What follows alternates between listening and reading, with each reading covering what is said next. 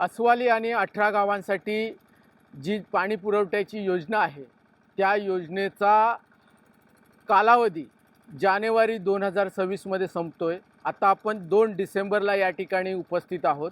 आपण हे पाहू शकाल, आता हे या ठिकाणी जलकुंभ होणार आहे आणि याच्या बाजूला फिल्ट्रेशन प्लांट होणार आहे।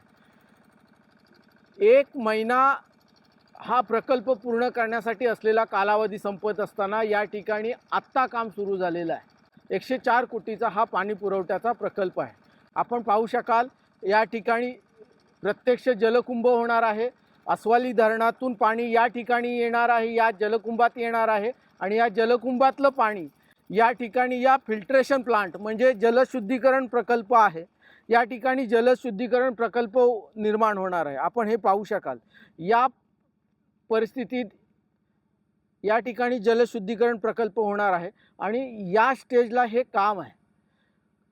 पाणी पुरवठा प्रकल्प पूर्ण करण्याचा कार्यकाळ संपत असताना म्हणजे अवघा 1 महिना शिल्लक असताना आता या ठिकाणी काम सुरू झाले।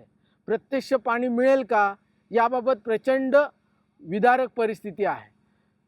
20% सुद्धा या पाणी पुरवठा प्रकल्पाचं प्रत्यक्ष काम झालेलं नाही, कारण आरे घुले हा या पाणी पुरवठा प्रकल्पासाठी राज्य सरकारने महाराष्ट्र जीवन प्राधिकरणाने नेमलेला ठेकेदार आहे। हा ठेकेदार या महाराष्ट्र सरकारचा जावई आहे, कारण याने काही घोटाळा करावा राज्य सरकार या आरे घुलेने केलेल्या घोटाळ्याची चौकशी करायला तयार नाही। त्यामुळे या परिसरातील म्हणजे अस्वाली आणि 18 गावातील जी काही लोक आहेत ते पिण्याच्या पाण्याच्या बाबतीत प्रचंड त्रस्त आहेत।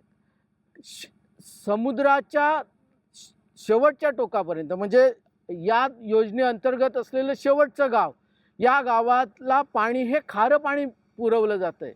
इथल्या लोकांना अंघोळीसाठी ते पाणी वापरता येत नाही, इतकं विदारक पाणी इथल्या लोकांना वापरावं लागतं आहे।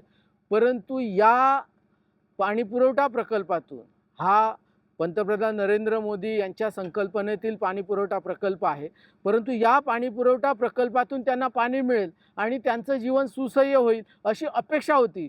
परंतु या पाणी पुरवठा प्रकल्पासाठी राज्य सरकारने नेमलेला जो ठेकेदार आहे तो ठेकेदार आरे घुले हा या राज्य सरकारचा जावई आहे।